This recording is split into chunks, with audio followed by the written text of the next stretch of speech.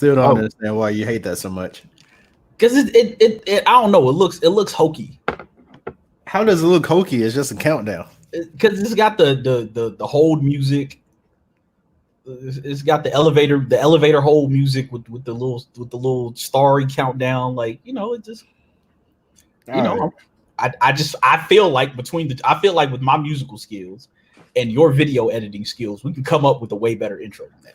That's all I'm saying. That's all I'm saying. All right. I'm just using the tools that we have, but okay.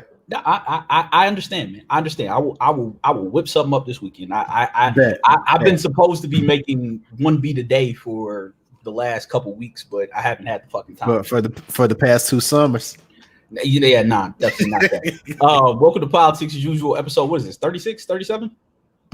This is, and I just named the episode. Yeah, it's 36. Last week, episode 36, the Jerome Bettis episode, or Rasheed Wallace when he was with the Pistons episode, whichever, or the Marcus Smart episode.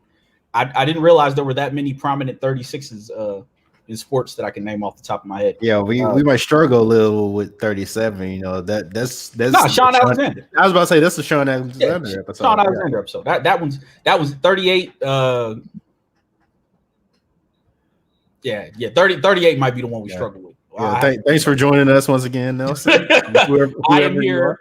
Ronnie is here. Fee is on his way back from work. I thought he was going to be on today because he put up a meme joking about faking a fever to go home, and then that shit didn't happen. So he's on his way home. He will not be joining us today. But yeah, we're here kicking it. Some music drop. This is like the first time I've had or felt the need to listen to 3 albums that have dropped, or 3 projects that have dropped on the same day. So wait, you listened to 3 projects today? Yeah, man. Dirty Mac Don dropped an EP. Oh yeah, you told me. Okay, yeah, you told me. Mr. I just don't get it. Do you enjoy being hurt? That's right. Mario is back. Closer to Mars. It's cool. The first joint, Mars, is fire. The rest of it is cool. It's the new R&B sound. The first joint sounds like some different type shit, and then the last 4 joints, those just kind of sound more like your standard cadences and production. It's cool though. It's not bad. But Mars is definitely it's called Closer to Mars. But the song Mars, which is the first track, that's something that I'll definitely find myself listening to. I've done added it to a couple playlists already. I fuck with that. Okay. But I have to check that out. Yeah. You know, quick little listen, only 5 joints. And then Black Thought dropped Streams of Thought Volume 3. And then the Griselda boys keep on doing it. Benny the Butcher with some grimy coke raps, grimy robbing nigga music. So we're gonna talk about those today. And whatever else happens to come up from the chat. Who the fuck is Nelson? I don't know, man. I'm gonna find this out. I'm gonna find out. I got some ideas about who the fuck Nelson might be, but I haven't confirmed yet. So I ain't gonna say it. I ain't gonna say it yet. But I got some ideas about who the fuck you might be, Nelson. I don't know why you so hell bent on hating on me, but we appreciate the support. Thank you for following the channel. Follow the Twitch page so we can get to the point where you motherfuckers can subscribe to us. But yeah, we definitely appreciate it. Even if you are a hating motherfucker like Nelson, haters are welcome. Who ironically hates on me for hating. That's one of the more weird things. One of the more weird dynamics. Hold on, I'm trying to find the blog account. Did you tweet the link out? Yeah. No, I didn't. Hold on. Oh, I was slipping. Oh yeah, I mean, well, it's up on Periscope. Periscope. Whatever. Right. Long as motherfuckers watching. But yeah, man. Which you want to talk about first? Thought or Benny? See, I didn't actually finish the thought, so but I like what I heard. So we could briefly talk about that because I want to get into Benny like extensively, but we could get into Black Thought, and all I'm gonna say is you're never gonna catch up to Black Thought. That's like from what I've heard so far. Yeah, no, man. Thought is Thought is. I mean, he's an alien. He's one of the best. Like, he's one of the best MCs like to ever exist. Like, period. Like, ever. I don't know that you can name 5 people who can rap better than Black Thought. Like, that's just kind of where I'm at with that. Like, he's amazing. Like, it's 13 or 14 tracks, something like that. Yeah, like because the previous Streams of Thought were just EPs, like 5 tracks, but this is a full length album. So I was a bit surprised. Like that's Yeah, why me too. I saved that for last because I was like, oh, I could get through this quickly. But I actually got like midway through it. But yeah, I like what I heard so far. And of course, like I said, like Black Thought is just a top notch lyricist, rapper, whatever you want to call it. And once again, Thought versus everybody. I think Yes. that's where he proves that. Yes. Swiss Beats coming on kind of ruined the vibe for me. I mean, Swiss Beats ruins anything, so yeah. Like I don't want to hear Swiss Beats on anything that niggas is actually rapping on. T.I. also dropped an album, but I'm not listening to that shit. Because T.I.'s been on some nut shit. Yeah. But yeah, we had a fire. Pusha T said something fire on Good Morning that I forgot to even put it in my brain to remember because he had some fire line on there. I was like, ooh, like okay, Push. So you get a Pusha T feature on there. Killer Mike's on the same record. Schoolboy Q feature, and then there's a couple other like singing hook features, but it is 13 tracks, and yeah, it's straight rapping. Fee says the T.I. is cool. Yeah, it's not that T.I.'s been on. I heard good things about T.I. T.I.'s been on some nut shit this year. I don't know that I want to listen to him rap about the new Wakanda. The features carry it though. Honestly, that's about what I expect from a T.I. project in 2020. Not that his rapping is falling off, but I don't know that he has so much to rap about anymore that he wouldn't he doesn't to carry him through an album. Like when you get to this stage in your career where you're a legend and you've done everything there is to do in rap, like the features are going to be important. Which is why, I think like same thing with Jay-Z. Like you can tell when he ain't got shit to rap about because he got a bunch of motherfuckers featuring on his project. Mm-hmm. Like when Jay got something to say, ain't no room for any other verses. When he don't, you're gonna see plenty of other verses on that shit. Or he's trying to make a pop record himself. One of the two. It's like Paper Trail vibes. That's kind of what I thought of when I first seen it. I kind of but see, I think Paper Trail is very underrated. So if you no, I'm not saying Paper Trail is not good. But I get what he's saying because Paper Trail after you. Mm-hmm. Yeah, that was like his first truly like commercial album. Yeah, but I still think it's got some tracks on there. Yeah, no. There's definitely some cuts on Paper Trail. T.I. That's like when T.I. was still kind of at his apex of like ability. Like he was rapping on that album. Yeah. But yeah, thought man, Black Thought is if you want to hear some high level rapping, like with him, I could probably go through and find you some quotables, but he's so rapid fire that he's somebody I'm not even listening to find like the dope bar, dope scheme in that motherfucker, because it's just constant. Him and Kendrick like eat tracks up like very few rappers can. Like they just kind of eat at the beat. They're like Pac-Man when they get on the beat. They just attack. And I've always said that I hate rappers that overuse similes, but the way Black Thought does it, like he'll set it up and then he'll drop a like line, like he said something like the Sands of Iwo Jima or something like that. Yeah. Like, so the way he sets it up, like he actually delivers on his like similes while still weaving in clever metaphors too. Yeah, like he had one on I think it was the West Side Gun Project where he said Mina highly questionable like Bomani Jones, which is a great setup because Mina Kimes, Bomani Jones, he did the show Highly Questionable. It's a dope bar, but again, like you could miss that just listening to Thought, just rap. It's not that he doesn't do it; it's that he raps so well that you kind of just caught up in his mastery of words and delivery and flow and cadences and all that shit to even notice the fact that he's giving you some bars and some dope shit all while doing it. Like Thought is, like I said, I don't know that you can name 5 rappers better than Thought. You might not be able to name 3 rappers better than Thought, honestly. It's like all right, so in the Combine, they released like that spider chart. I think if you were to take a rapper and we broke it down in categories, like basically like flow, like actual like lyricism, and actual like just rapping skills, I think Black Thought has the best combination of those categories in one single rapper. Like there are rappers who can out rap him. There are rappers who are more lyrical, but he has like basically he has the best average out of all those categories when you're talking about like top notch rappers. So yeah, man, Black Thought, he could like he's been consistent for a long time. I've never heard over 20 years at this exactly. point. I've never heard a single Black Thought verse where I'm like, you know what, he took this verse off. Like, nah, like every line is important. Yes, like it's insane. Like if you, like I said, if you enjoy high level rapping, go listen to that shit. If you don't, don't listen to it. But yeah, absolutely amazing. Let's get into the Butcher, the Black Soprano family. I'll let you lead this one off because you've been gung ho waiting to talk about this since you heard it. So apart from the terrible graphic that he dropped, I was still excited. I was still excited about this album because I do think if we are to make a comparison, like by his own admission, Westside Gunn is like the Quavo of Griselda, but and Conway is like your gritty street dude.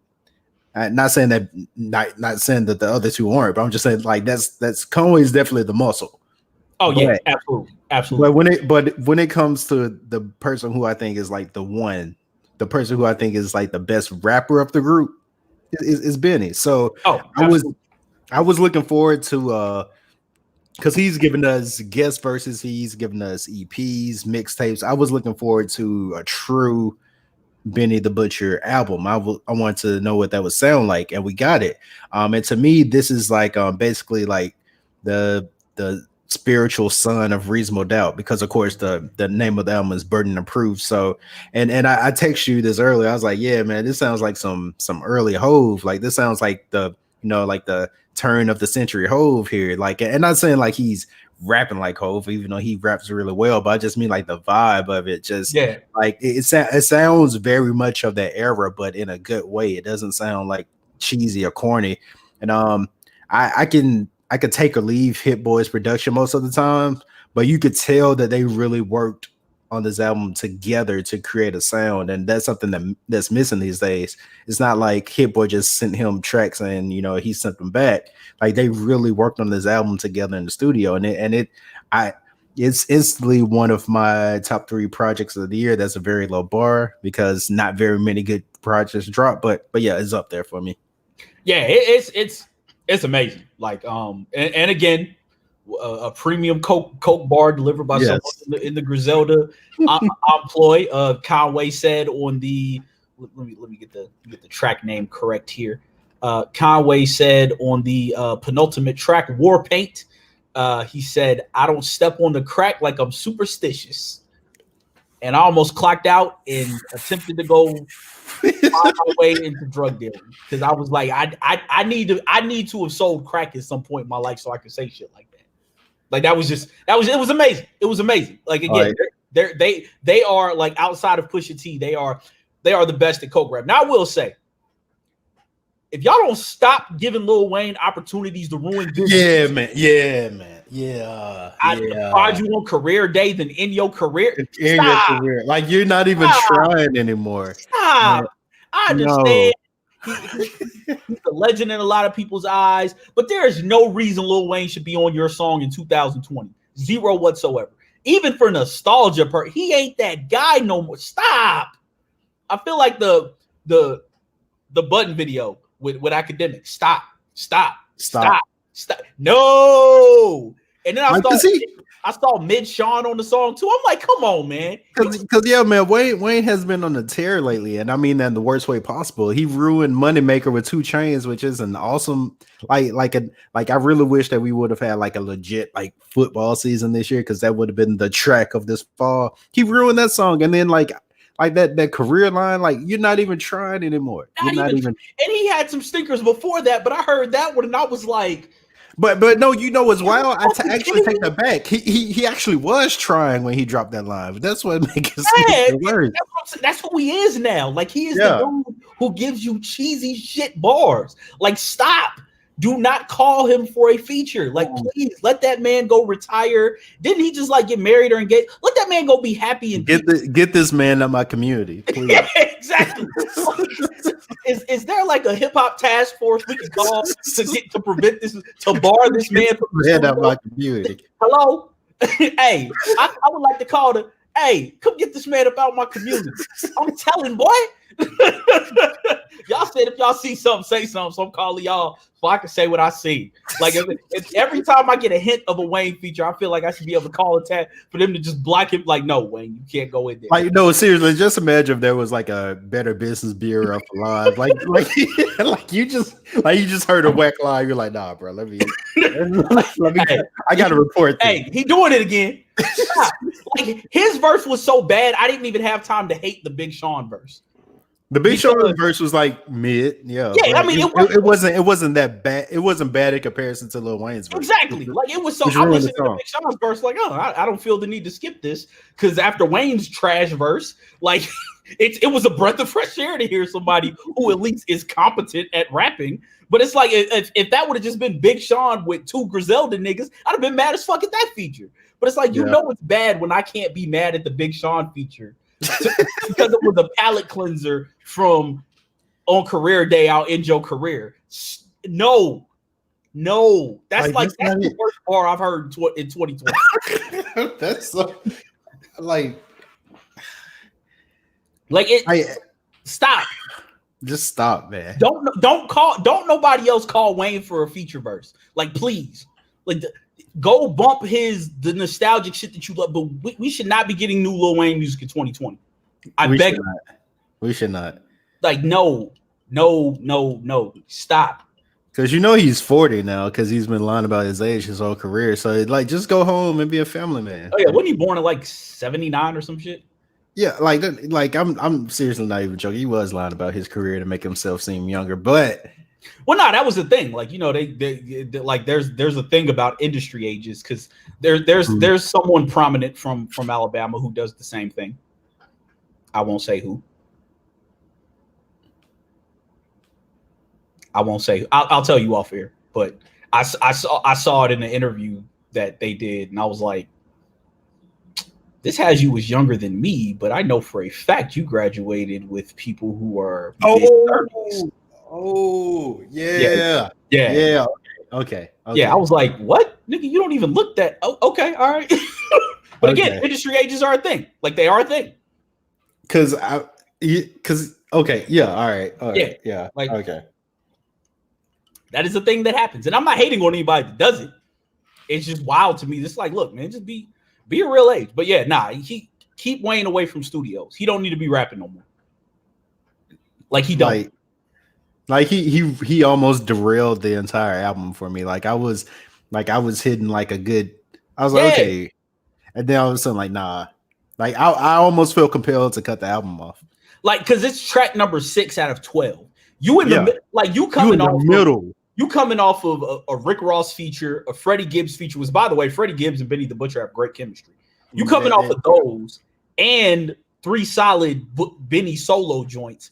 And then you come into that mess, and it's like, come on, man, come on, dog. I feel like that Boosie video. Come on, dog. Oh, dog. Come on, man. Like, no, keep him out of the booth. Like, I need to find out what his wife, fiance, her social media, and just like, can you please keep him busy? So you don't feel like rapping no more. Like, you might be the most important person in hip hop right now to keep this nigga. Because niggas who are fans of his are starting to who grew up fans of his are starting to become famous and wanting to get him on the track. Like, no, don't do that. Don't do that. Don't do that. Like, we don't need that. Like, he had his time. Go listen to your favorite era of Wayne, but please keep him off of new music, or keep him like away from niggas who can actually the music of niggas who can actually rap. Because it's rare that I listen to a rap song, but when I see a Lil Wayne feature, I'm like that meme of the dude pulling his headphones off. Like the Jose Mourinho where he's like, yes, like no, keep him away from all things good rap. Like, go let him rap with the Lils and them niggas. And even beyond that, like, let's say you get like a legend, like someone you admire on your track, and they give you like a stinker. Like, let us find out in the interview 6 months after your album drop, when this person is talking to, the Breakfast Club, like, I was on a popular song, right? But they took my verse off. So yeah, let us find out that way. We have the courage to tell your this legend you look up to, like, hey man, like this. Sorry, this don't really fit my vision. Man. But my thing is, there's no way anyone's heard a Wayne verse in the last 6 years and thought, yeah, I need him on a record. I won't go back that far. I personally am willing to go back to the Carter 3 and say that, but because I know some people give him. Actually, you know what? I'll take that back. The last Lil Wayne verse I heard and thought, damn, this wasn't trash, was on that song he did with Eminem on Recovery. No, you right. It's about to be 6 years because the last good Lil Wayne verse I heard was on Tyler the Creator's on Cherry Bomb. That song with Oh, you know what? You absolutely correct. Who was that? Him and him and Kanye. Yeah, Tyler the Creator, Kanye. Yeah. I forgot that one. He did do. Yeah, so yeah, about 6 years. I don't know how anyone's heard anything he's done in the last 6 years and thought that's who I want on my record.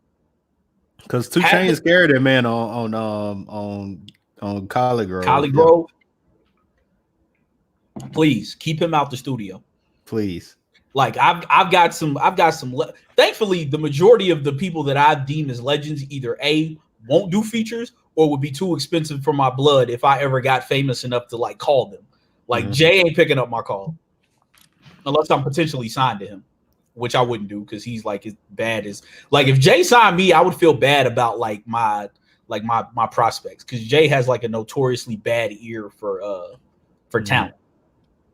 Like I would be like, damn, because I was just about to say that would be your first mistake. Like I would actually think you sucked if Jay-Z was interested in signing you. Like he like outside like Rock Nation, the management stuff, sure. But like when we talk about artists that Jay-Z is actually signed who are good, it's J. Cole. It's J. Cole. Like not who other people signed. I say because you know who it ain't. It ain't Pittsburgh Slim. That's who it ain't. when you made Asher Roth, who had the big song, isn't big, isn't a huge rapper at all, like not legend status. He had his moment in hip hop. When that's the guy you could look at and say, yeah, I made a mistake not passing up on. And dog, this is my first time Googling Pittsburgh Slim, and what was he thinking? Hold on, now I need to do this. Please do, dog. He was just like, give me a white guy. See, this makes it even worse. I was picturing Pittsburgh Slim as some dark-skinned, skinny nigga. No, exactly. I'm thinking like some Wiz Khalifa knockoff is who I'm thinking Pittsburgh Slim was. I pictured somebody in a Hines Ward jersey backwards with one of those big straight brim hats. One of those Tay Rock or Papoose big ass hats. I'm picturing that nigga. When I think of Pittsburgh Slim, this motherfucker look like a Jersey Shore reject. No, man, this is terrible. What the fuck was I thinking, man? What was he thinking? Hold on, man. Like at this, like no. This is a straight up Jersey. Nah, man. I see why Asher Roth was so offended now. Like I totally understand why all the greenhouse effect. Hold up. You know. Here's the thing. I'm reading the wiki page. He has a wiki page? Yeah, surprisingly, and his name came. I think this appealed to whole sensibilities that his ass was being kissed. His name is a reference to So Ghetto, Iceberg Slim, Baby Ride Rims.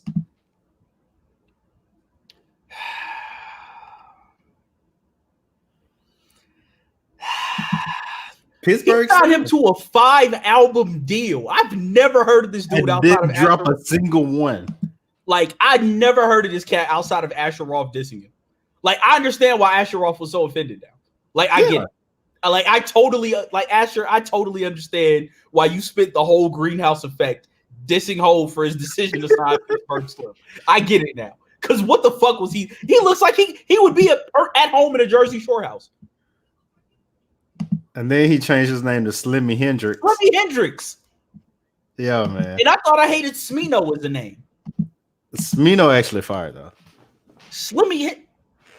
I'm mad you Googled him. I would have preferred keeping my brain image of who Pittsburgh Slim was. No, when every time you mention Pittsburgh Slim, I was basically picturing Spider from The Wire, like the Yes, dude. yes, somebody like that. Yes, This motherfucker look like Roach from Next Friday. yeah, man. Jay passed on me for Pittsburgh Slim, so in the end, I'm kicking it with Steve Rifkin. I'm thoroughly flabbergasted at what Pittsburgh Slim was. Like, if you'd have gave me 5 choices, he would have been the last one. He would have been the last one. It's not him as Pittsburgh Slim. Like, that's not Pittsburgh Slim. Sir, like, did Pittsburgh Slim rob you? Like, that's not him. It's that guy. So yeah, I would have sent somebody else to jail. That's not who I picture when I picture Pittsburgh Slim. Wow, we got off on a tangent, but yeah, don't. They say never meet your heroes. Don't let your heroes get features on your albums if they trash. Mm-hmm. Like, just don't do that. Like, I of my favorite rapper, like, I get Fonte on the feature because one thing Fonte gonna do is kill a feature. Yeah. Like, he's at a point in his life where he don't rap much anymore, so when he raps, it's gonna be fire. Like, I know he would kill a feature. I have some faith that Mike Shinoda would give me a good 12-bar feature. Lupe just wouldn't do it.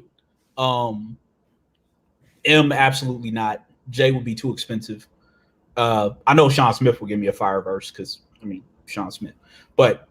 Yeah, don't. Yeah, I know Cuckoo Cal will give me a fire verse. I know Ray Cash would give me a fire verse. Did you just say Cuckoo Cal, fam? Yeah, I know Rapper Forte would give me. Who you gonna say next, Mr. Servo?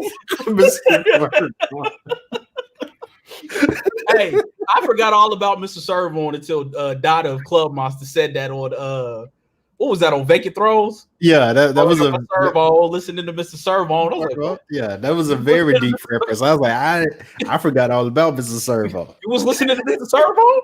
Yes. No, I meant him. I'm in my head. Like you was listening to Mr. Servo? Like, oh, all right, okay, cool. Yeah, Pittsburgh Slim having a wiki page is like the worst news that I've gotten. It's pretty extensive for him to be. I wonder if his music is on streaming services. I don't even want to. I don't know. I may take this to YouTube. I don't even want to give him the spins. Yep. The website Slimmy Hendrix no longer works. Like he no longer has that domain. His Tastemaker EP is on. I might actually listen to this tonight. Oh wait, he has a song with Sonny Chiba from Camp Low. He couldn't get Geechee Suede, so he just got Sonny Chiba. This just gets worse and worse. Like, what? I don't know where was his lane even? Like, where was he? I don't know. Like, obviously it was like very Asher Roth adjacent. So Jay was like, just give me that guy. We gotta make a vow to not mention Pittsburgh Slim again for the rest of the year. Never. He's dead to me. He's dead to me. We've given Pittsburgh Slim more mentions than probably any show, radio, podcast in history, and I'm just thoroughly disappointed that now that I know who he actually I thought he was just an urban legend. Like it was so bad that I thought Asher Roth was making that up. Like he just made it up. I don't know what the fuck Pittsburgh. Like, nigga, I've never heard of Pittsburgh Slim. Like, you clearly, this is an imaginary figure in your brain. You thought it's like Michael Jordan.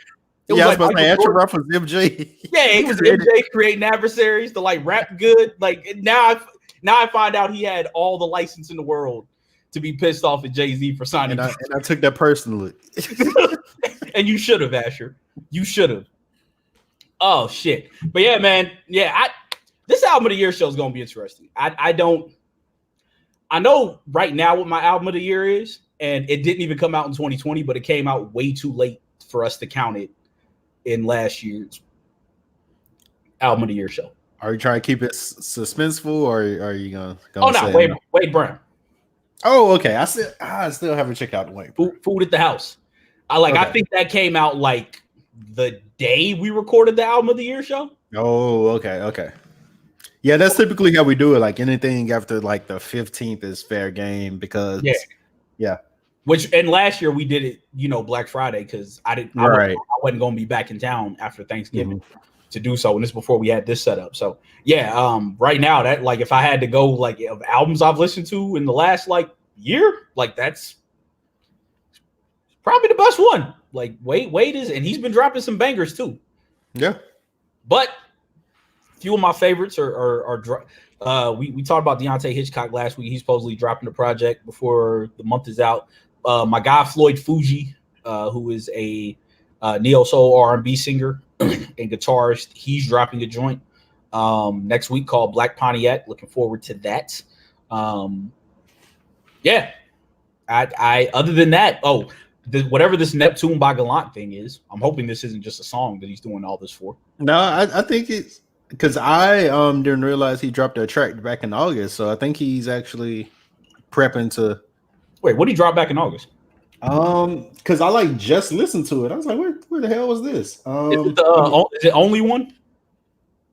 It is. Give me just 1 second. Oh yeah, only only one. Yeah, only one. Yeah, no. He did that for there's this Korean singer, Boa, who he liked. So they've got artists from around the world remaking. Oh, so because that was actually mixed. That was actually mixed by or produced by the twin brothers who were the keyboarder and bass player in Issues. They actually produced that joint. Oh, okay. Yeah, the bass player Sky, he did the guitar, and then his brother, who's part of the neo soul group Radiant Children. He used to be the keyboardist in Issues. He did the production on it. Okay. Yeah, because that shit is hard. Like, yeah. That's tough. Yeah, that song. Yeah, but that I'm thinking he's got a project. And other than that, I don't know who the hell else is due to drop that I fuck with. Yeah, off the top of my head, what I've liked so far this year is the Vic Mensa West Side Gun album, Freddie Gibbs and Alchemist, this Benny the Butcher, of course, and that's pretty much it. See, let me go to my albums list of stuff that has dropped this year. The Lupe Shoes joint, I like that. Butcher Brown # King Butch. If you don't know who Butcher Brown is, they're like a collection of insane musicians. They run in the same circle as like Mac Ayers. So yeah, those cats. Also, I forgot to mention shout out to Monastery. I finally gave their album a spin. Really good album. Very good album. So shout out to Monastery. The Cool Kids volumes. I'm counting the Till Death Do Us art and self-portrait stuff from Sean Smith as one project. Mm-hmm. Definitely like that. Also the Vic Mensa tape. The Toronto EPs by Her Songs, which is a collection of women musicians who just made some dope shit. They put out 2 EPs this year. Both of those are dope. Who else? Chris Anderson, Smile While You Can. Kevin Garrett, Made Up Lost Time. Deontay Hitchcock stuff was good. And Men I Trust, the Forever Live sessions.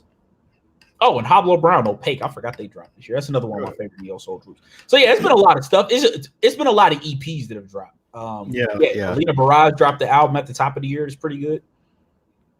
So yeah, it's been some good stuff. It's just a lot of this stuff hasn't been like lengthy projects. I've liked a lot of like 5-6 song stuff that people are doing. Like, hey, here's some stuff to tide you over because I can't tour right now. So yeah, this album of the year show is going to be as interesting as what was that joint that my brother had us listening to? Was that the Starlito joint? Oh yeah. I like that one too. Yeah. I need to go back and revisit that one because I totally forgot about that project. But yeah, what else happened this week? Braun won his 4th title, like we said was going to happen. Yeah, I mean that should come as no surprise. I saw apparently Jared Dudley went off the rails and said something about Anthony Davis being better than Tim Duncan, and I'm like, whoa, slow your roll there, buddy. But apparently, what he was saying is he's more skilled than Tim Duncan is, and given Anthony Davis's ability to handle the ball, it's probably true. Sure, okay. But we're not about to say that. We're not about to do that. Nah. Tim Duncan is the greatest power forward of all time and a sustained level of excellence over 20 years that just ain't Like been touched. the just the accolades like for like what he's done and the length of his career, like nah, you're not touching that. I Like mean, to play at that high level, like the latter half of his career as well. Like nah, you're not. We're not doing that. We're not. and titles in 3 different decades. Like Right. Right. like come on, man. He got one Right. in 99. He had 03, 05, 07, then gave us 14.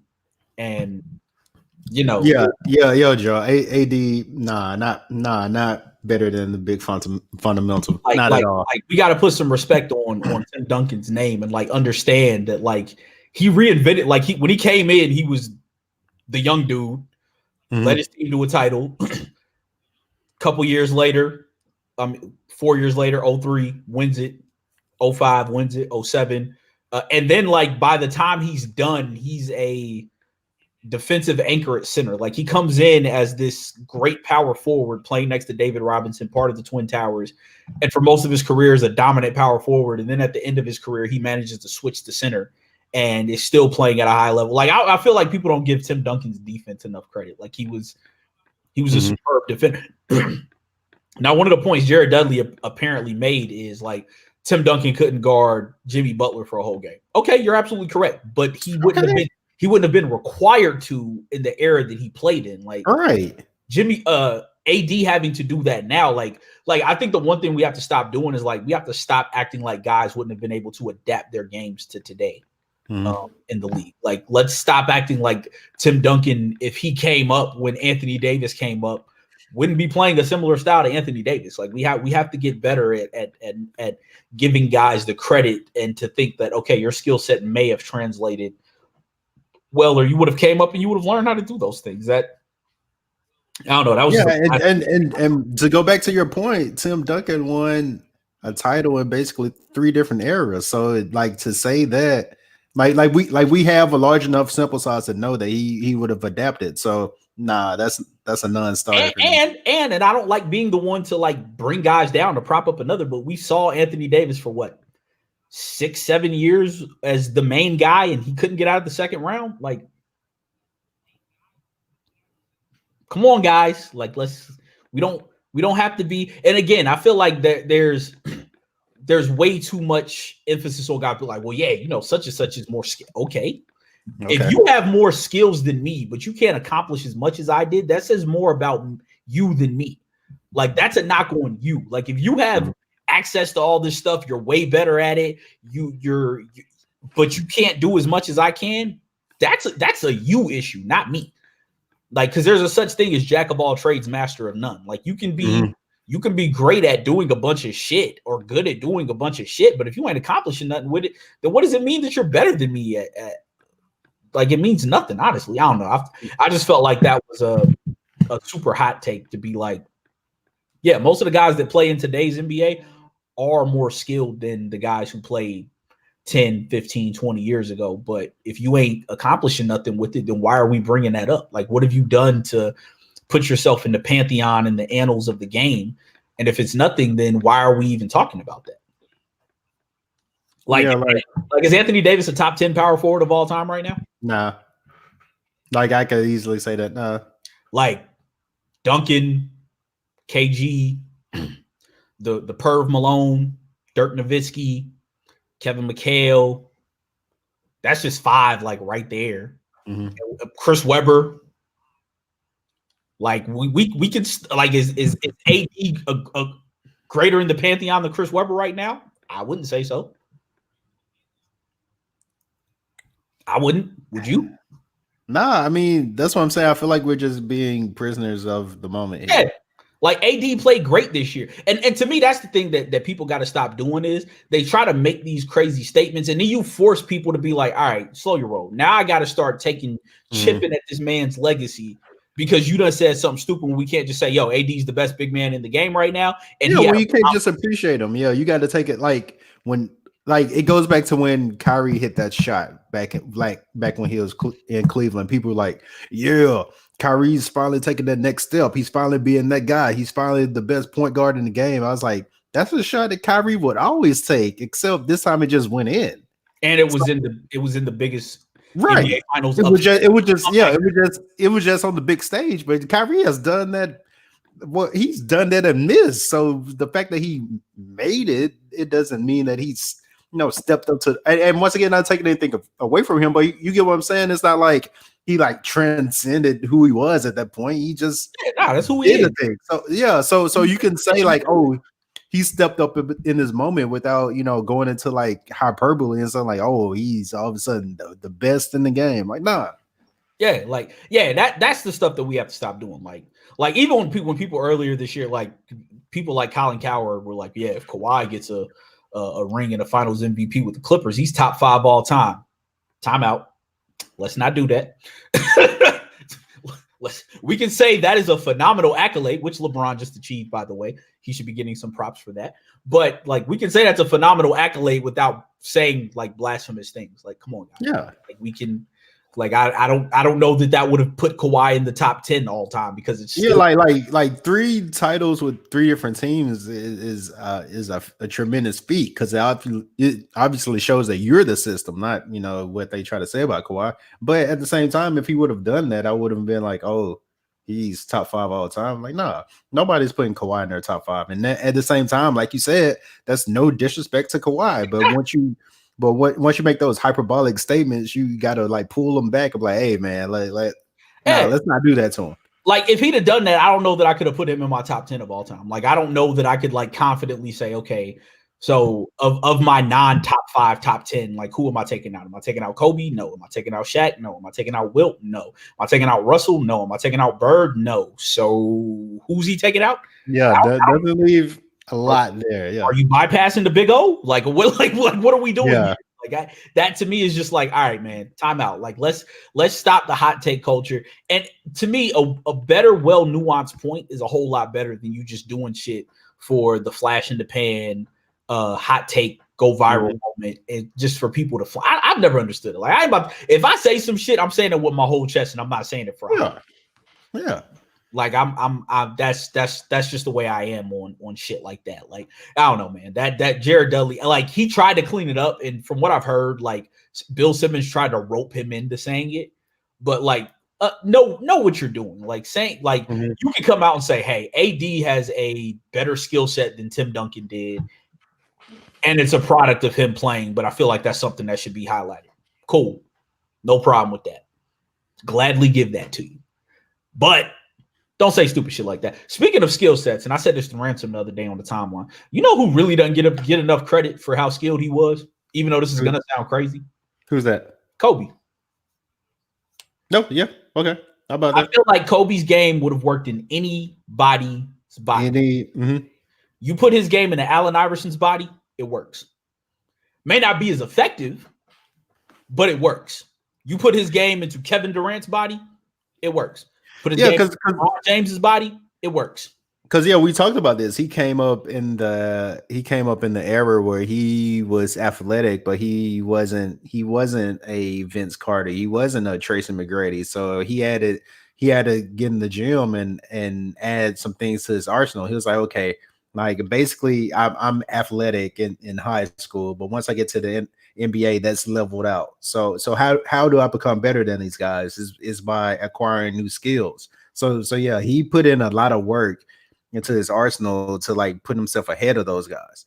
And his footwork is like the more I get older and the more I pay attention to basketball, like not just watch it the way I actually like. Kobe's footwork was just whew. Like it was insane. And I had this discussion with somebody because I think it was one of them Bron stands. It was probably old. It was like, no, Bron's like the most skilled basketball player ever. And I'm like, Bron's skilled, yes, but like if you put his game into a smaller player's body, it doesn't work. And that's not to say that if LeBron was smaller, his game wouldn't adapt. Obviously, his basketball IQ is the highest we've probably ever seen in a basketball player. So he would adapt his game to whatever. But as it stands, you take his game as it is, it don't work in Allen Iverson's body. And that's okay. Like I just feel like there's something when we bring up most skilled players of all time, people don't talk about Kobe enough. And people talk about Kobe in a lot of things that he shouldn't be talked about in. not in the most skilled conversation, and that to me is weird because he was so skilled. Like he could do everything. If you need him to run point, he can run point for a game. Need him to block down another team's best player for most of his career, he could do that. If you needed him to score 50 points, he'd give you 50 points. Like, you know? Yeah. Show Kobe a little bit of love. Even though, like, I'm so glad that the Lakers finally lost in the Mamba jerseys because I was so tired of the Joe Cole says we should all be fortunate that Allen Iverson is a 6'5" Kobe. No, that's a true statement. Yeah, that's true. That would have been scary. That is a true statement because AI was killing cats at 5'11", 5'10". 5'11". Like they rounded him up to 6, but he was 5'11". And honestly, like I saw a picture of him next to Isaiah Thomas, and I think AI was closer to like 5'10". Like I don't know that AI was actually 5'11" or 6 foot, but well, yeah, and AI is my favorite player of all time. So you know, I've watched plenty of AI games, but yes, that is a true statement. We should all be fortunate that Allen Iverson was not 6, or the NBA was fortunate that Allen Iverson was not 6'5", because we saw him duel it out with a 6'6" shooting guard in the finals, and that 6'6" shooting guard came up short, while the short guy advanced to the NBA finals. And I think I was listening to Bomani's podcast. He was talking about AI gets so much, like the 01 Lakers were so good that AI gets love for taking a game from them. Yeah. Like he was immortalized for taking a game. Like LA played a bad half. AI took a game, hit one of the most iconic shots in league history, and he was immediately immortalized for it. That's how good the 01 Lakers were. Like people treated him like he won a finals because he took a game off it. And that was a feat, bro. You got Aaron McKee, Eric Snow on your team, man. You take a game from the Lakers. They got Kobe and Shaq. That's a feat. Yeah, like no, it really was. Like, and granted, the team was built that way because AI couldn't share the ball at the time. Like they didn't have a choice but to get rid of Larry Hughes and Stackhouse and the cats that were there, because it was like, look, listen, man, this dude is a dynamo and he has to have the ball at all times, but he can't defend. So we just need a bunch of defensive cats around him. We just need a bunch of Aaron McKees, basically. Aaron McKee, Eric Snow, Theo Ratliff, and Dikembe Mutombo. Fuck it. Shout out to Theophilus from Demopolis. Shout out to Demopolis. We running that 5 out there, and he took that team to the finals. But you know what's wild though? Like everybody's like, man, Theo Ratliff about to go to the finals. He about to get this ring. They traded Theo Ratliff at the trade deadline for Dikembe. Oh, I forgot about that. Theo did play with Dikembe. Yeah. All right. They traded my man Theo Ratliff, man. They did my man Theo Ratliff dirty. Let me go look up that Sixers roster. I hate Philadelphia Flyers and not the 76ers.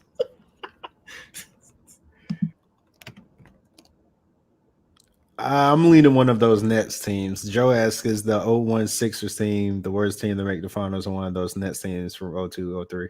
I'm gonna say like one of the Nets teams, and there was another one that was like the White's Magic team wasn't that good.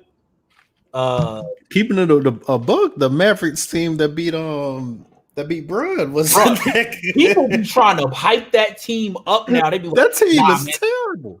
They started off the season like 25 and something, and they swept Kobe. And I'm like, Kobe was like what, coming off an Achilles or some shit? Yes. Oh no, they were coming off the championship, but like Kobe getting like what? That was like wasn't that the year after the Chris Paul trade fiasco? Yeah. Okay, yeah. 01 Heat, Rajah Bell, Rodney Buford, Speedy Claxton, Matt Geiger, Tyrone Hill, AI, Jermaine Jones, George Lynch, Todd McCullough, Aaron McKee, Rashawn McLeod, Dikembe Mutombo, Pepe Sanchez, and Eric Snow. Oh man, my man, the Duke legend. Like people always ask me who's my favorite Duke player of all time, and I say Rashawn McLeod, and people's like, who the hell are you talking about? But Rashawn McLeod is my favorite Duke player. He played with Elton Brand. He was a small forward on the Elton Brand team. Okay. Yeah, but Rashawn McLeod is my favorite. Is my favorite Duke player of all time, and people are like, who? Yeah. Let's see. Why does it not have like the? Why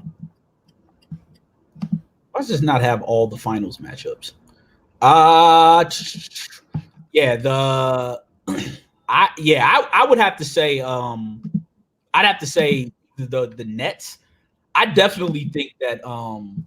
I definitely think that the Mavericks are the worst champion of the last 25 years. Mm-hmm. Actually, you know what? They might be the worst champion going back to the 80s.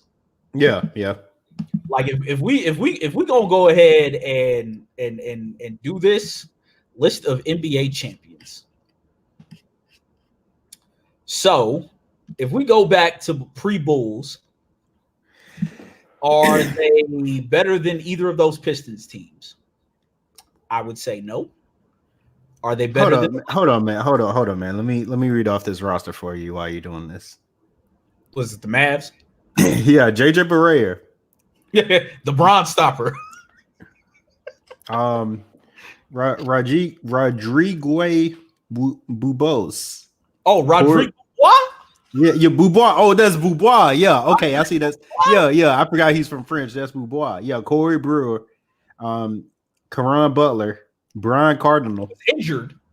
Tyson Chandler, Brendan Haywood, Dominique Jones, Jason Kidd, Ian Mahinmi, Sean Marion, Dirk, of course, Deshaun Stevenson, Peja, and Jason Terry. Now let's put that in context, shall we? Peja was old. What's his face? Caron Butler was injured that series because that was the one thing that I remember everybody talking about. They're like, yeah, man, Caron Butler not being able to go up to team up with Marion to go up against LeBron and Wade, that's really gonna hurt them. Not knowing that all they needed was JJ Barea. Right. Like, yeah, man, like I can't say that they're better than like going back to the like they're not better than any of the 90s champs. Nah. They're not better than any of the 2000s champs. They're not better than any of the 2010 champs. So you start going back to the 80s. Are they better than the 80s Lakers or Celtics? No. Are they better than that Sixers team that won in 83? Probably not. So then we start getting back to an era of basketball that I know nothing about, which is the 70s, which is Sonics, Bullets, Blazers, Celtics, Warriors, Celtics, Knicks, Lakers, Bucks, Knicks, Celtics, Sixers, Celtics. Yeah. So in modern NBA history, they're probably the worst NBA champion. And let me read you off the ages while we're at it. Dirk, 32. Jason Terry, 33. Sean Marion, 33. Tyson Chandler, 28. JJ Barea, 26. Jason Kidd, 37. Deshaun Stevenson, 29. Ian, 24. Brian Cardinal, 33. Brendan Haywood, 31. Peja, 33. So they got beat by an assistant living team, basically. People understand that what LeBron's doing at age 35, 36 is not normal. Yeah. Now I will say it's not normal. 33 and 34-year-olds should not be leading their teams to NBA championships outside of LeBron James and Michael Jordan. That typically does not happen. Like I think Jordan won his last chip at 35 and LeBron just captured his at 30. Like it's not a thing, guys. Like older players like that. Like I think Kareem with the Finals MVP in 88, was it? I think that was his last, or 80. Was it 87? 87 or 88? Yeah. Because Worthy won one, which also like irritates me when people say like, was it Kareem? Hold on. Let's just go to Kareem's wiki page. Final 85. 85 when he was 38 years old. That's like an abnormality.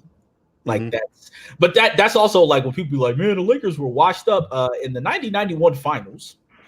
Let's go to that team. The LA Lakers were, let's see, Vlade Divac was in his like second year. Magic Johnson was in his, I think, 10th or 11th year. Yeah. Sam Perkins played with Michael Jordan. Byron Scott, fairly young. James Worthy played with Michael Jordan. Like, yeah.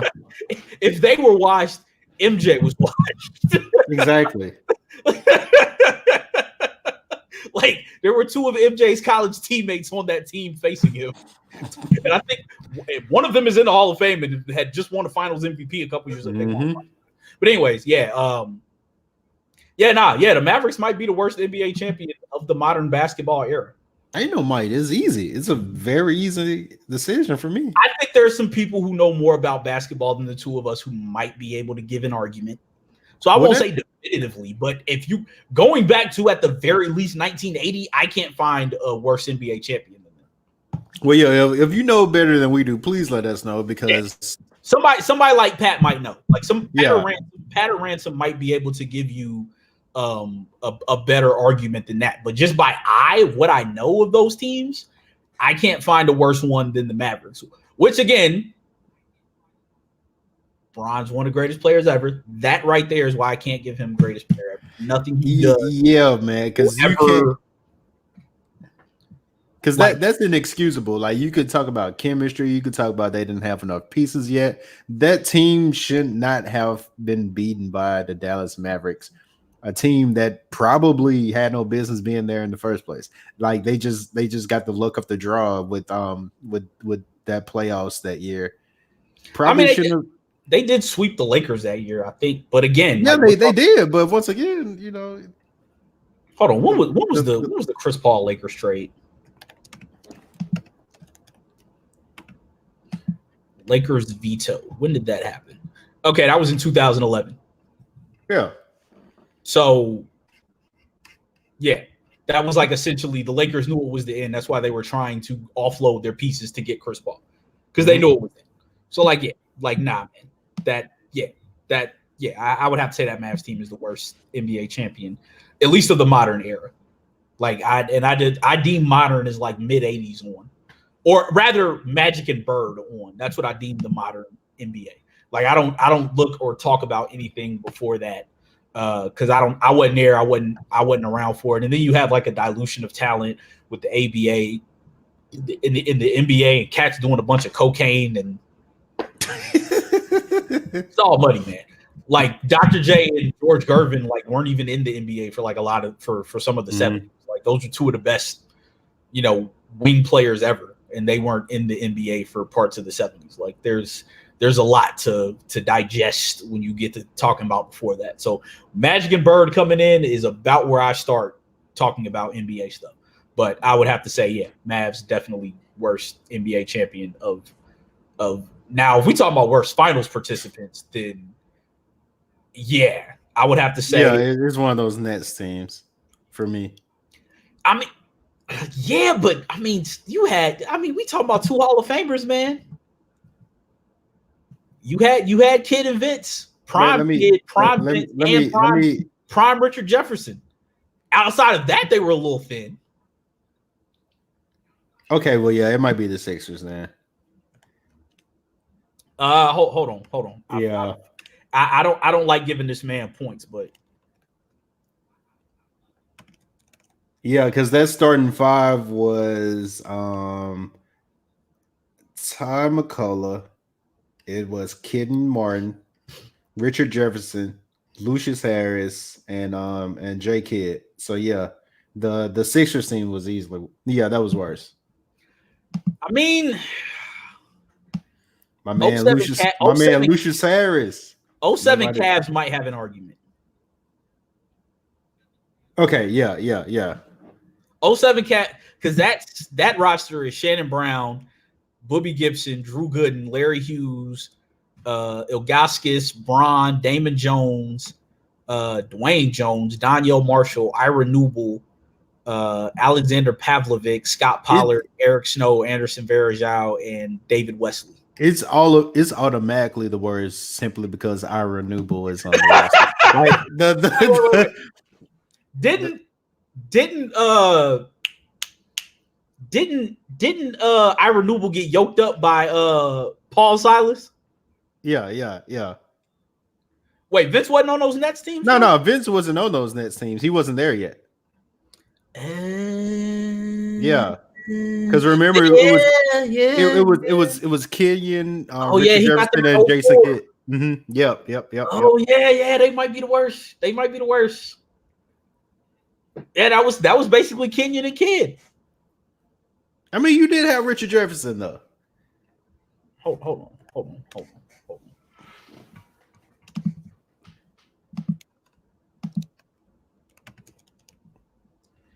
Let's see. 0102, they made the finals that year, right? So that was Brandon Armstrong, Jason Collins, Lucius Harris, Richard Jefferson, Anthony Johnson, Jason Kidd. They had Kerry Kittles.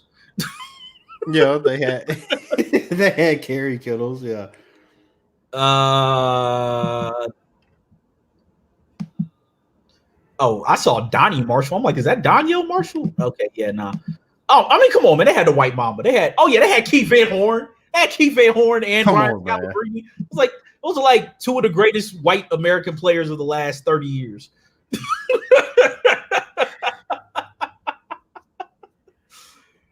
But yeah, nah, they might have an argument because it's between the Nets or the Cavs for me anyway, and that Magic team too. Like that was Rashard Lewis on HGH.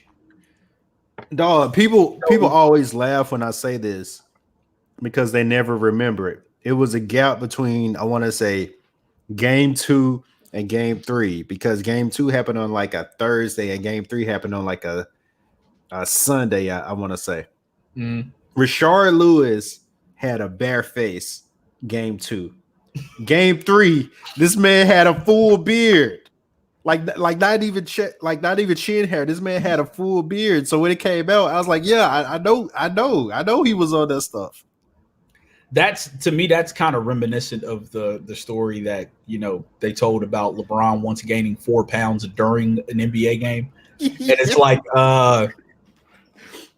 and there's allegedly evidence of Rich Paul going into the same clinic that A-Rod and Rashard and Jameer Nelson got popped at. Like because y'all remember he had them serious back problems. Had to go get that secret stuff. Yeah. He had them serious back problems when he lost to Dwight and them, and then suddenly he gets down, and then like to me the most telling thing is when he got back to Cleveland, he was all scrawny. Yeah, he got skinny. Yeah, he took that 2-week vacation to Miami and came back. He had a detox. Yeah, it was like so we gonna treat this like MJ's gambling, huh? Like we know what's happening, but we're gonna give him a pass because he's the best player in the game. It's like plenty of evidence that LeBron probably did some HGH. SVG messed up tempo and momentum by starting that series instead of Rayford. Yeah, I agree. Yeah. I feel like Rayford always got a bad rap. Like I feel like that and one stigma and whatever shit he got into in college. Like I feel. But no, Rayford was that guy. He was dependable at that point. So yeah. Yeah. Like what was Rayford averaging that season? Young Skip to my Lou. Let's see. What was that? That was 09? Yeah. Yeah, so he was a 12-5 guy. 12-5, 3-2. In the playoffs, he had 12-4. Yeah, I mean, the only thing with him is like I think he was shooting. Oh damn, he only shot 38% in the playoffs. Oh yeah. I mean, but judging by today's, back then in the 2000s, like a cat shooting 41% wasn't no thing. Like we celebrated the ISO wing scores going 10 for 25 if they put up 32 points like that. That was celebrated. Like he put up 30 though. Like he good. But looking back at this team, dog, you know who they should have drug tested? Like Hito Turkoglu, man. Like he just absolutely. Like Hito just got good all of a sudden because I remember like people was like, oh man, he gonna be the next pager like back in Sacramento, and he sucked. But then he went to the Orlando Magic, and all of a sudden, like, did he not get popped for that? I don't know. Did he? I feel like he got suspended at some point. Maybe I'm tripping. But he got to Orlando. He went from 04-05, starting in 04-05, he 14 points, 15 points, 13 points, 20 points, 17 points.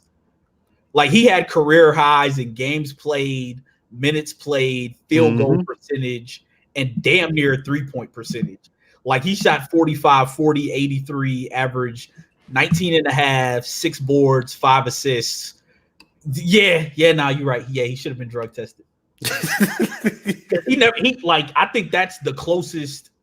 I don't know that he ever came close to that average again. Like points. Nah, he did it.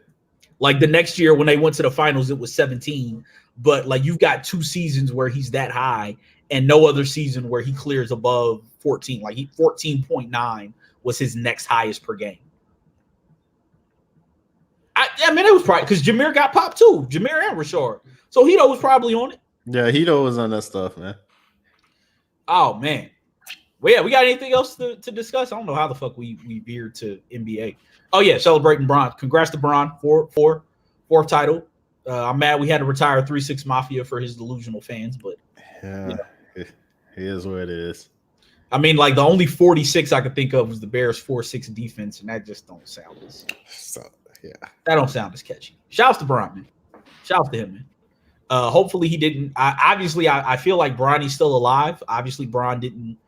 I personally felt like Bron was gonna whoop his ass for doing some stupid shit online with a white girl. With the white girl, yeah. More than the weed. I feel like Bron knows his son is probably out here puffing on. I mean, because both he and Savannah clearly partake, so I'm pretty sure. Exactly. Yeah, I'm clearly sure Bronny does too.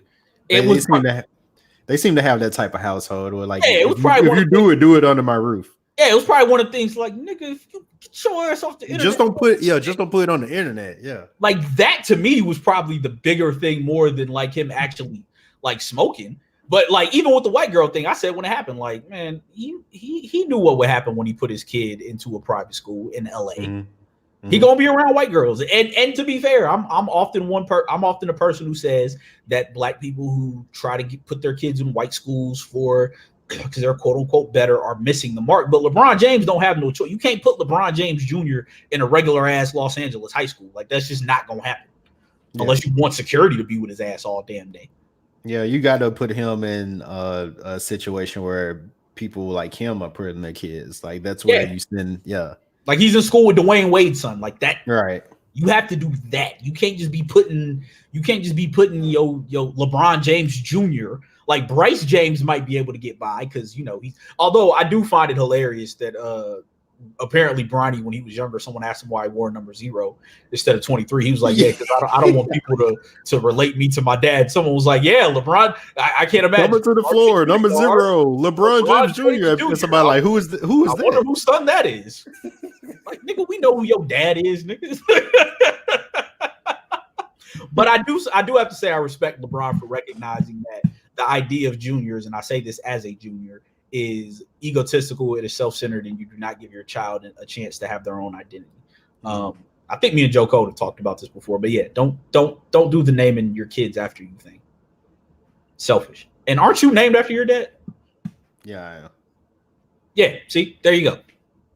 Yeah, my dad doesn't even have a cool name. It's just Ronnie. Like, nigga, imagine how I feel. I mean, noted. Like, say that to me of all people. I know, man, but it's not like my name is like Ronald. My name is like Ronnie. Just Ronnie. I mean, but that's some country nigga shit. Country niggas love Willie, Johnny. And you be like, oh, your name Jimmy Butler, for example. Like when Brett Brown was like, yeah, James Butler showed up, and he was like, nah, nigga, my name is literally Jimmy. Like that. Jimmy, yeah. That is some country nigga shit. Like my grandma had two sons. One was named Robert, and one was named Bobby. There you go. So, yeah. Yeah. There you go. Like country niggas love putting and to me, I respect it. Like if you that's like when like I saw so many rich white people do this when they give their kid a name, but they call him by the middle name. And I'm like, why would you put the middle name as the first name? Right. You gonna call him that? Like, well, yeah, we're naming him this, but we're gonna call him by his middle name. And I used to just be like, so why don't you just call him by just call him, yeah. Right. Like, well, I like the way the first name looks, and I'm just like, that's just fucking stupid because he's gonna have to correct people his entire life. Mm-hmm. I say this as a nigga who has to correct people constantly. Yeah, man. I definitely thought. I thought like when I first met you, I thought your name was like just because I met you like back when you were performing. So I thought your name was like your stage name or something. I was like, why is this nigga calling himself? I'm not gonna say your name on air, but yeah, I was like, what is this nigga calling himself? But yeah, I found out that was your real name. I was like, oh, I went through so many stage names before somebody was like, why don't you just go by that? It sounds like a stage name. And I was like, it does sound like a stage name. Nobody is going to believe that's your real name. So no, yeah, people don't. Like people do not. Like when I tell people my name, it's immediately like, and I'm like, yes, that is my like actual. did They're like, what? That's not. I'm like, yeah, no, it is like that. I had to send some shit off, and I went to the UPS store, and he was like, "Is that actually your name?" I was like, "Yeah." Whoa, I hate my name. Like, well, I understand, Chet. Yeah, I would hate that too. I'm like, nigga, I don't really like my name either, but I just happen to find some initials that work well with it. Mm-hmm. But yeah, nah, yeah, people never believe, like, especially women. Like, women will be like, well, what's your name? And I tell them, they'd be like, wait, that's not your real name. And I'm like, yes, it is. Like, that's not a stage name. That's my name. And they'd be like, oh. And if you're wondering, his name is Alejandro. So yeah. It's I still remember that day that Twitter found out my first name and Yeah. spent like 4 hours just coming up with what possibly the J could stand for. As Joe says, I too thought that was a stage name till like 4 months ago. Yeah. The one part of my name that I actually like is my last name. I won't say my first name. But like I've one of my old managers was like, why don't you just change your first name to AJ? I'm like, I've thought of that, but it's too much work. Yeah. Or to get my name corrected to what it's actually supposed to be. But again, too much work. Like especially now that I'm in North Carolina, like I have to get 3 people to sign off on something to say I should be named that, like I'm a reputable person and I'm not dodging debts. And I'm like, I ain't trying to do that shit. Plus at like 33, that's just too much work. Yeah, it's too much work. I mean, you've come this far. Well, so the messed up part of it is like a part of my name is incorrect. So like when I found out that I could go by AJ, I like, go to my friends and I'm like, yeah, and we start going by AJ. They was like, nigga, shut up. So it took me moving away from home and then like meet new people to be like, all right, name's AJ.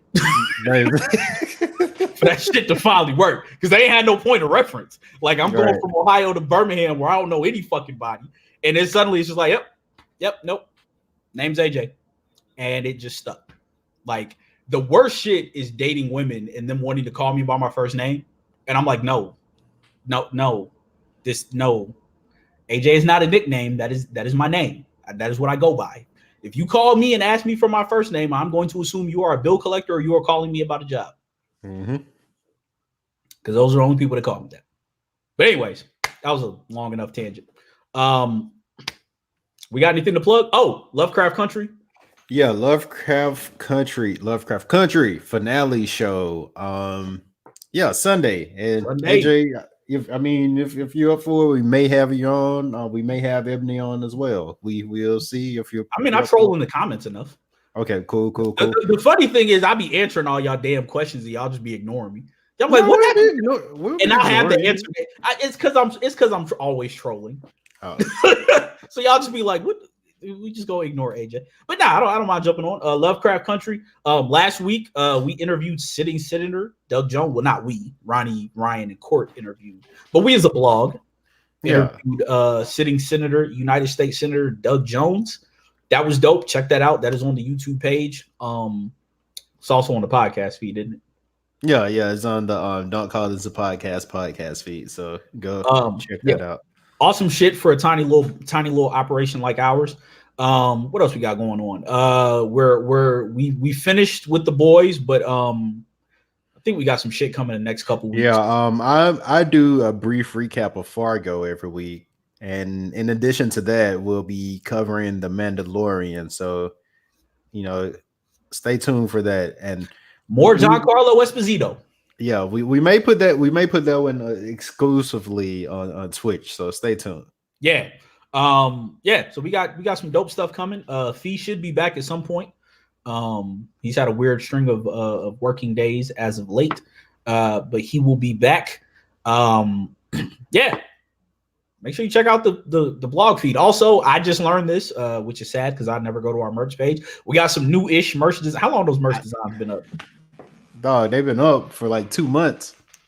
Oh, okay. Well, I mean, I haven't been in need of a new shirt in a long time, man. Let me show y'all the new merch. Hold on, while I'm here. Hold on. We got the on last week's episode stuff. I almost bought one of those. I got the no more joint. Hold on. So yeah, we got the on last week's episode, which is our TV podcast. Where we talk about what was on last week's episode of a specific show. We got No More, which is an initiative that Ryan's starting. We'll have more information coming about that soon. Hey, the only thing that might have made the No More fire is if the K and the W were lowercase. Oh, okay.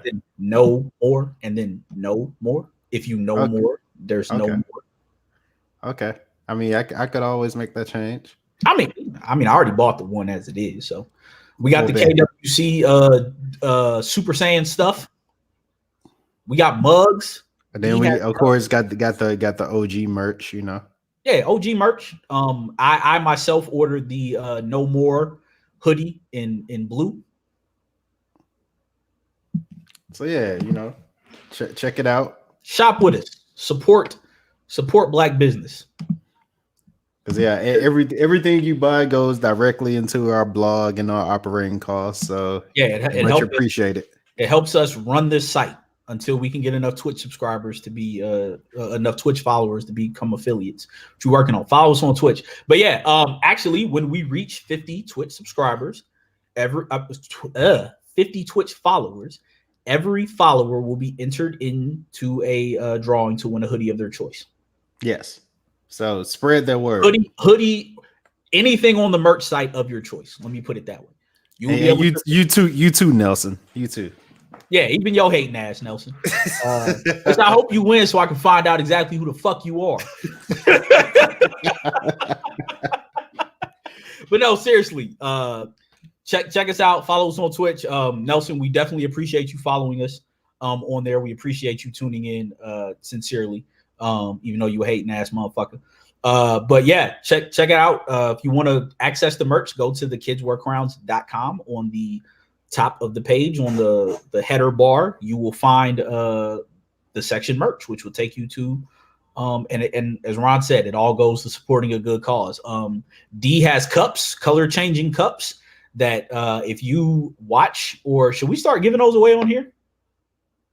I mean, yeah, we could do that too. We could do that across all platforms. So anyone who is commented, so Joe Code and Nelson, if you all would like cups, DM the Kids Wear Crowns or the KWC blog on Twitter, and we will hook you up with the cup. Just let us know the shipping address. It's that simple as that, like no strings attached. For commenting and for watching our post and commenting and being interactive, we will send you a cup. What did D say? They're like 12 ounces or something like that? 12, 16 ounces? Yeah. Something like that. Enough to hold an alcoholic beverage. So yeah, like from like this line on down, that's how big they are. Yeah. Boom. There we go. I have not even claimed my cup because I want you all to have them. Yes. I was supposed to get one for one of the Lovecraft Country episodes, but you know, I drink out of these or this, basically. Hide that logo because we're not sponsored by them. But if it's nothing else, man, check us out on Sunday. Lovecraft Country recap for the finale. It'll be the usual on last week's episode crew, Ronnie, D, and Court. Ebony, who has read the book, will probably be joining them, and I might join them. You never know. Depends on how I'm feeling after this weekend. But yeah, stay tuned. We'll be back next week. Same bat time, same bat channel. Next week, we are going to be talking about the 20th anniversary of a generation-defining album, even if you were not part of the subset of people that it affected. We're going to be talking about Linkin Park's debut album, Hybrid Theory. And I'm going to tell you right now, finally, I'm going to tell you why it's not Linkin Park's best album, and it's not even their second best album. Bold claim there. All right. It's not a claim. It's factual. It's just science. But anyways, I'd Yeah. argue with the claim, but we'll get to that next week. See, this is why I like making these claims, because we get to argue and talk a little bit. So if Fee's on, we're gonna have to make him listen to some Linkin Park music. I don't know. Yeah, he's gonna have to listen. Yeah. Been gone for 2 episodes and come back and of course listen to some white boys from California scream over guitars to participate in the episode. But hey, this is what we do. It's an intersection of a lot of random shit that black people love. But yeah, until next time, 1. Peace.